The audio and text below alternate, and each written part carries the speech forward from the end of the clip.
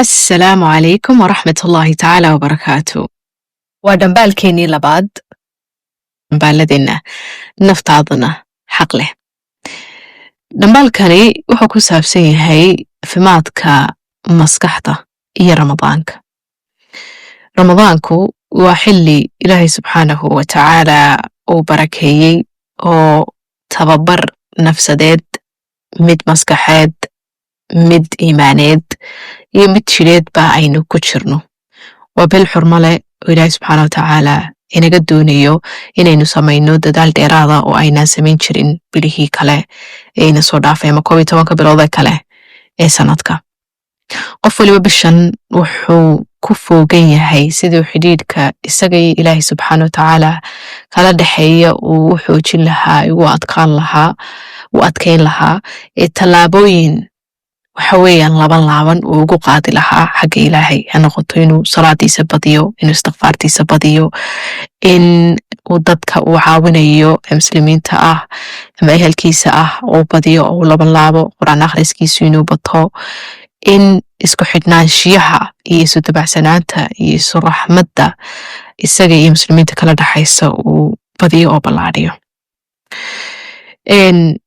si kasta oo rasuulku sallallahu calayhi wasallam inoogu booriyey in aynu nafaheena aynan culayska aynu ka qaadna, haddana xilligan mentalitygeena iyo attitudeku ku saabsan ramadaanku waa mid ah in culays kasta oo nafta la saari karo markay cibaado noqoto lagu culaysiyo oo lagu tababaro si wax weeyaan ay inta ugu badan ee karaankeeda ay ajarka ugu badan u shaqaysan karto.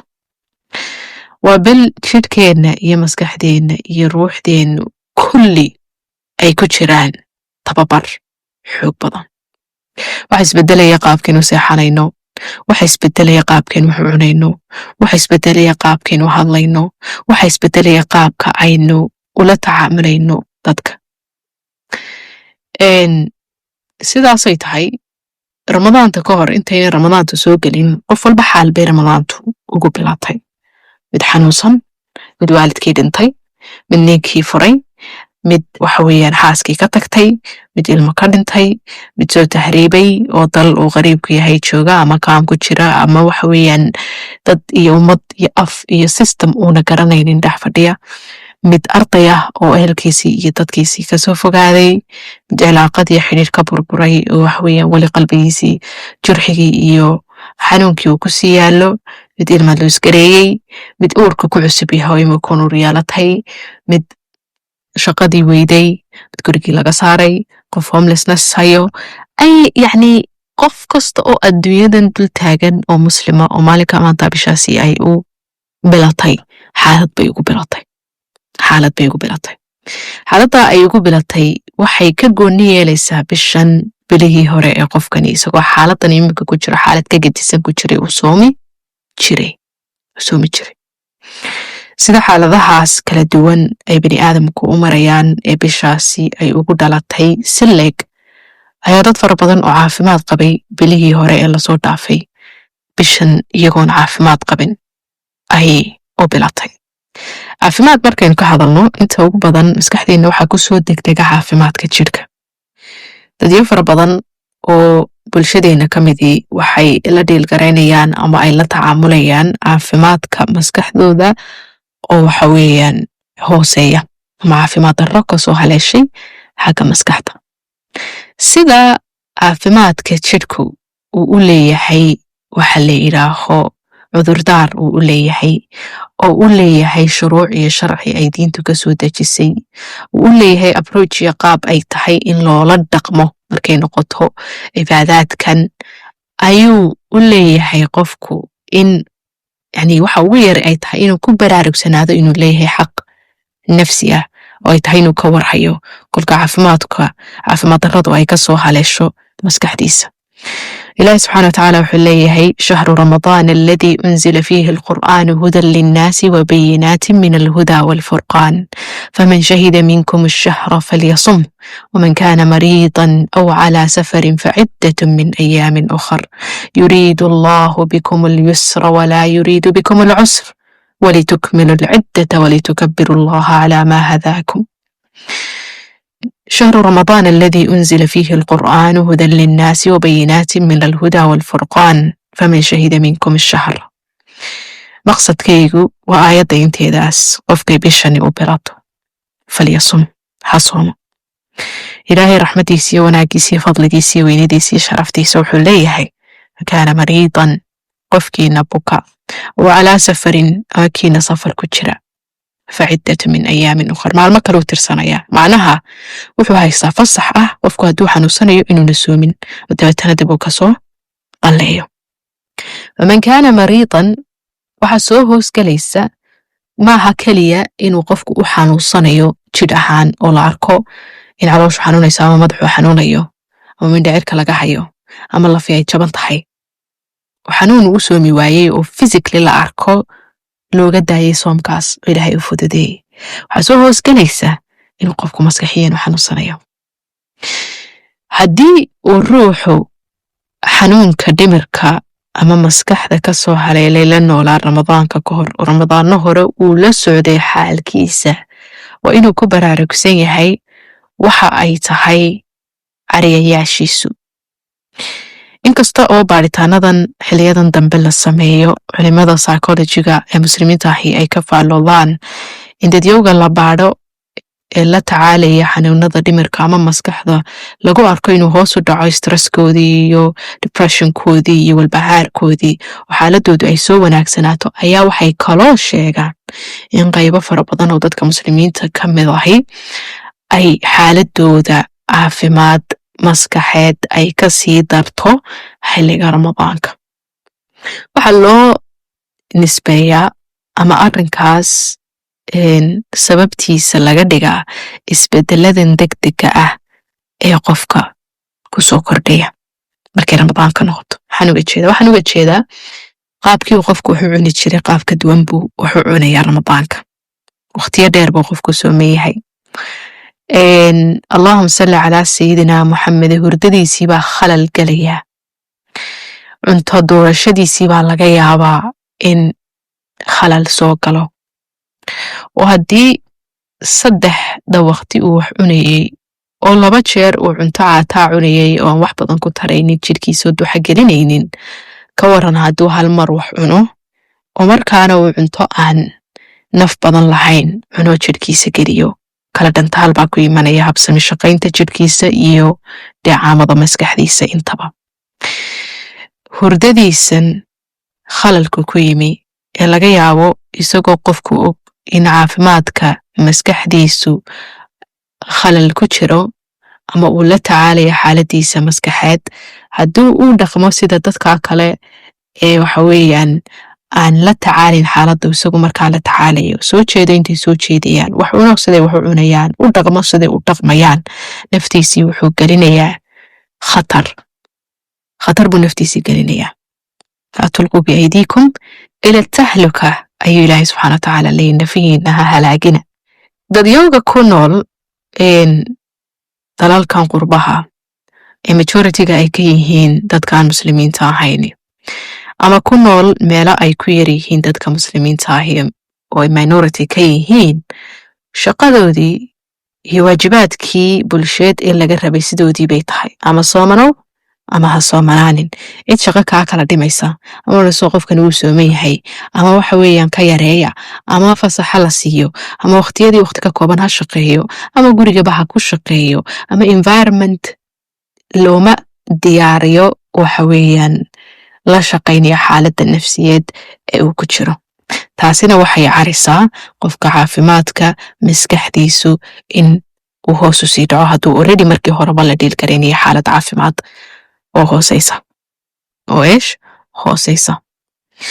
haddii ay qofka bishani u bilatay isagoo xanuunka maskaxdu uu ku cusub yahay misana uu ka soo fog yahay ehelkiisa iyo dadkiisii oo bishan inta badan isku duubni fara badan oo bulsheed ehel ayaa ay la timaada ramadaanku ha noqoto in la wada suxuurto in la wada afuro taraawiixda la wada qabto taajudka la wada qabto laga wada yimaado la wada casheeyo la wada maxaa la yidhaahaye caweeyo habeenkii.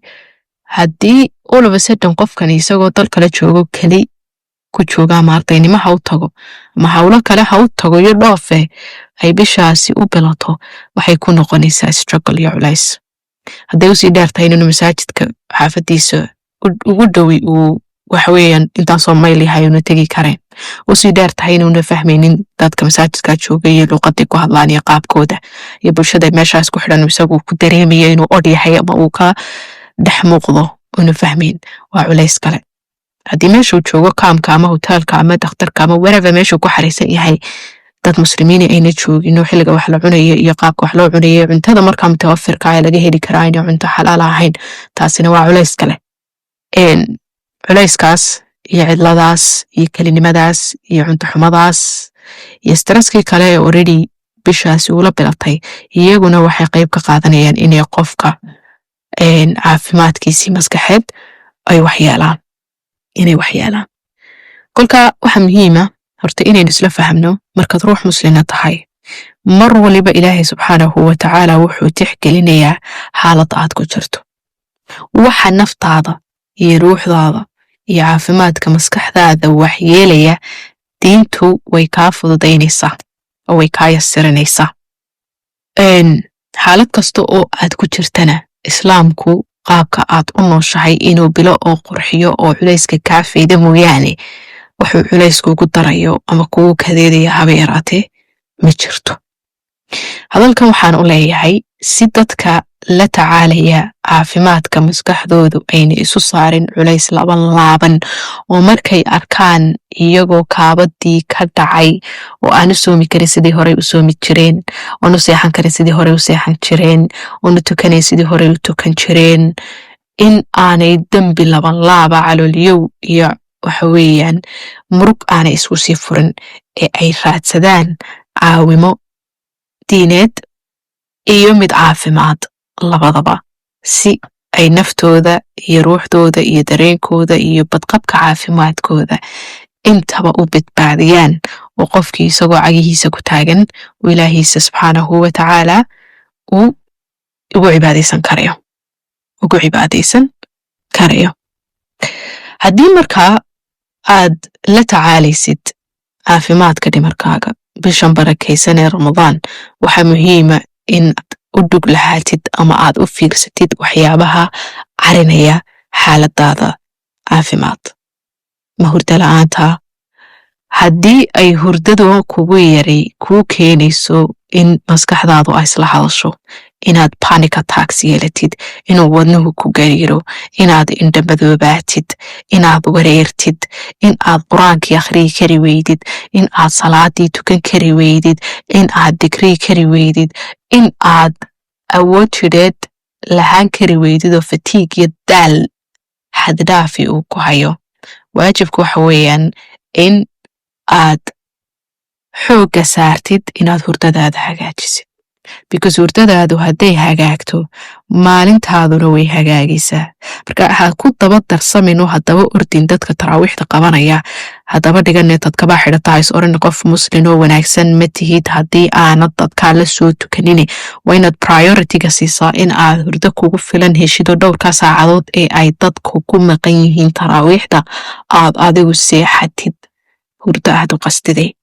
dabadeetana haddii doonaysid ajarkaaga inaad waxaweeyaan intii ku dhaaftay aad aaminsan tahay inay ku dhaaftay hurdadaad aawadeed, in aad la soo noqotid 40 minutes ka hor suxuurta intaad toostid qiyaamkaaga iska tuko oo salaad fudud tuko oo dabadeetana ducayso.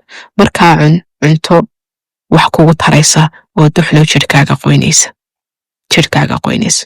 awlawiyadda iyo priority-gu waxaad horeysiinaysaa waa inay hurdadaada noqotaa, because waxaad ku ilaalinaysaa hurdadaadii caafimaadkii maskaxdaada, waxaad ku ilaalinaysaa nasiinadii jirkaaga, waxay kaa caawinaysaa beritoole inaad si fiican u soontid, si fiican u shaqaysatid, oo haddaad wax akhrisanaysid iyo haddaad soo tukanayso iyo haddii aad afur samaysanaysid iyo haddaad jaamacad tegaysid intaba inay kaa caawiso. waa inaanad ku dareemin in ay tahay waxaweeyaan adduunyadu inay soo rogmanayso haddii aadan seexanin. quality-ga iyo tayada hurdadaada waa inaad ka shaqaysa.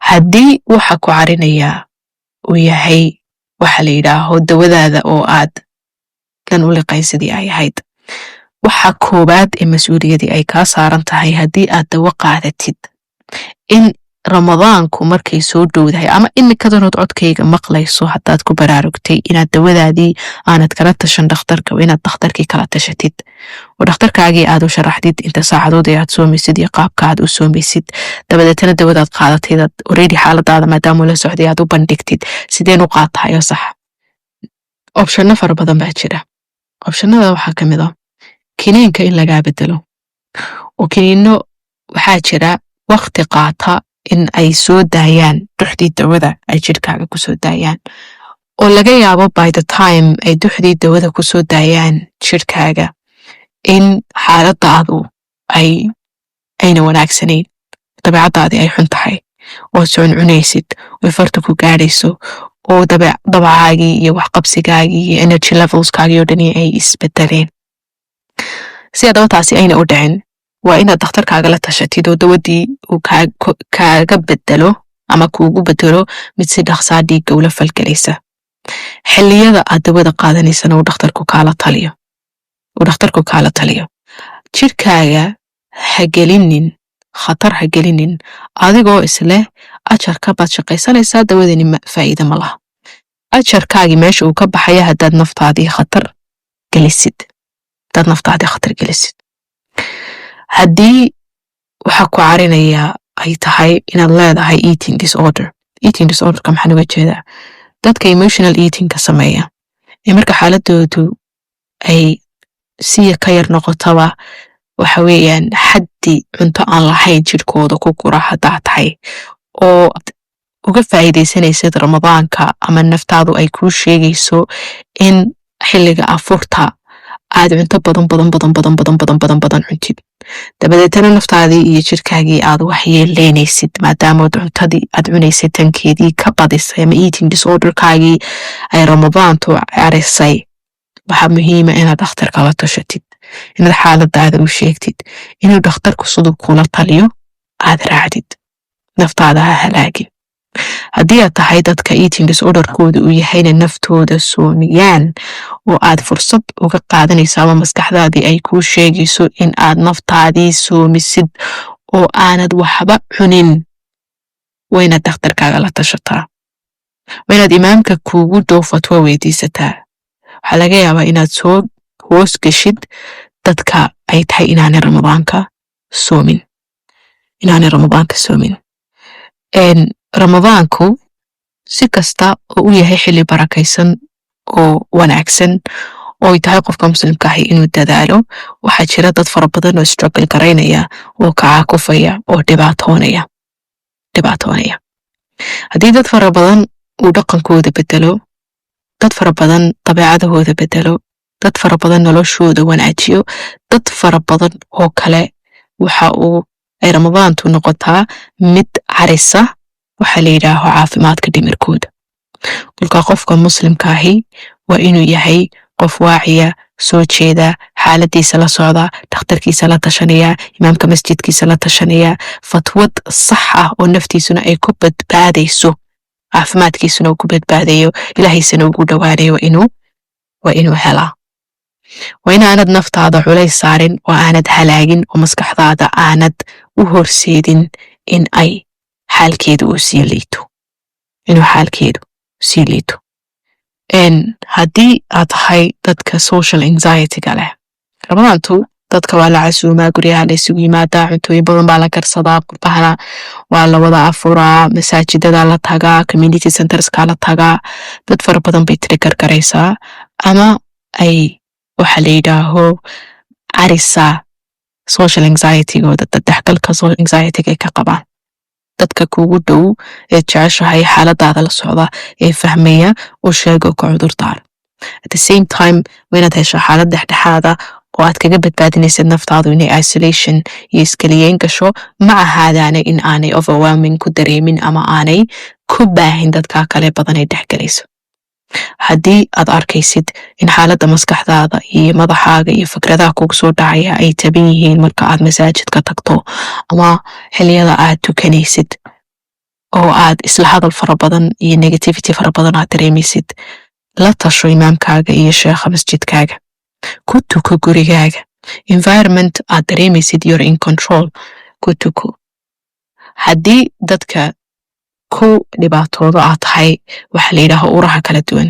dad fara badan waxaa lagu dhibaato qabaa masaajida markay imaadaan inaanay soo cadayaan.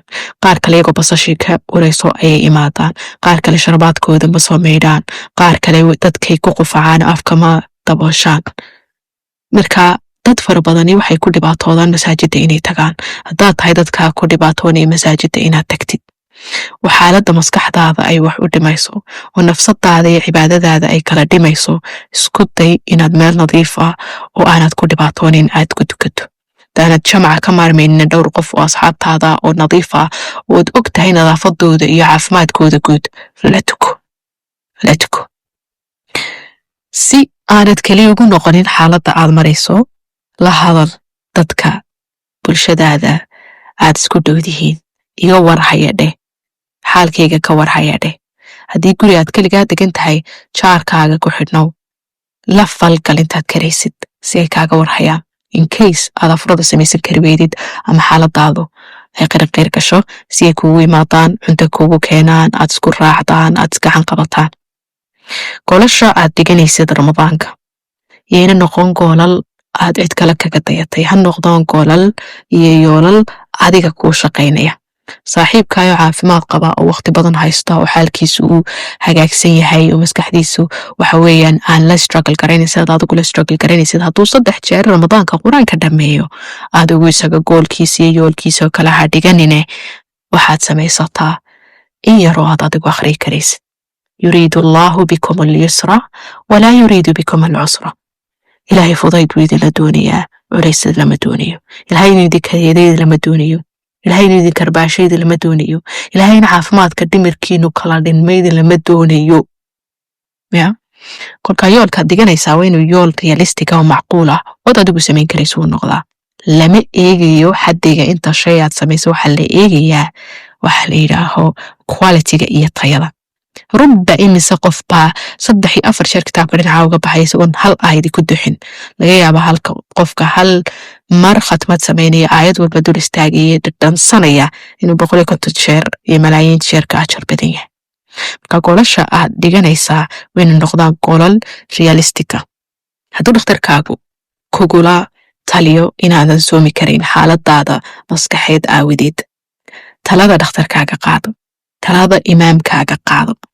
hebelo maxaad u soomi weyday, heblaayo maxaad u soomi weyday, ma gaal baa tahay, ma kan baa tahay, ma keer baa tahay. dadka aan fahmaynin xaaladda caafimaadaad ku jirto dheg jalaq ha u siinin, because ilaahay subxaanahu watacaala ayaa kaa fudaydiyey haddaad xanuunsanayso inaad mar kale soo qallaysid. xaaladda maskaxdaadu ay ku sugan tahay aad iyo aad iyo aad iyo aad iyo aad iyo aad iyo aad iyo aad bay muhiim u tahay oo islaamnimadaada qayb uga tahay. takaaliifta qofka muslimkaa la dul saaray, 1 waa inuu qofku qaangaadh yahay, 2 waa in xaaladiisa caafimaad ay taam tahay ayaa loo saara. kolka takaaliiftan waxaad ka soo bixi kartaa markaad caafimaadka maskaxdaada ka warhayso. caafimaadka maskaxdaadu haddii uu dheeliyo, micnaheedu maaha inuu iimaankaagu dheeliyey. haddii xaalad caafimaad oo xagga maskaxdaahi ay kula soo daristay, waa sabab kugu filan oo muqnica islamically in aadan soomin, sida jirka markaad uga xanuunsanaysaba aanad u soomin.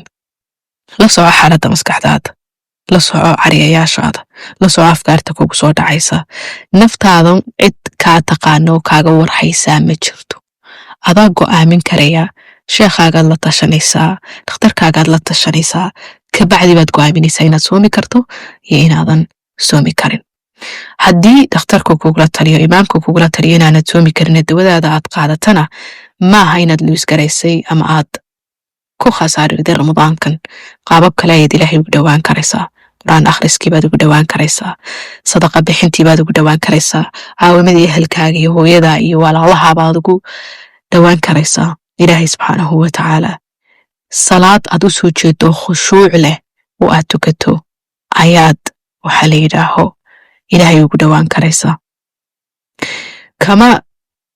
kama yani yasnid oo kama hoosaysid muslimiinta kale ee awood yeelatay inay soomaan. aham shay muhiimaddu waxa weeyaan in aad nafsadaada la socotid, caafimaadka dhimirkaaga la socotid, in routiinkaaga aad hagaajisid hadday hurdo tahay iyo hadday cunto tahay iyo hadday xaddiga cuntaad cunaysa tahay. cuntadaad cunaysa naftay leedahay waxay kugu tarayso inaad la socotaa deetana aad si wacyi iyo ogaal iyo soo jeed leh aad u soonta adeesh u soonta. يريد الله بكم اليسر ولا يريد بكم العسر.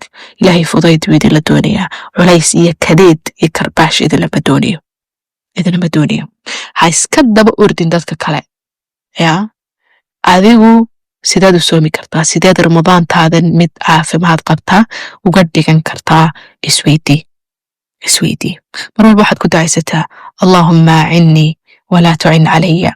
إلهي إي قرقار وإي قرب قل وإي عافماتي وإي وحويا إيوافتشي أي كدقان تهي.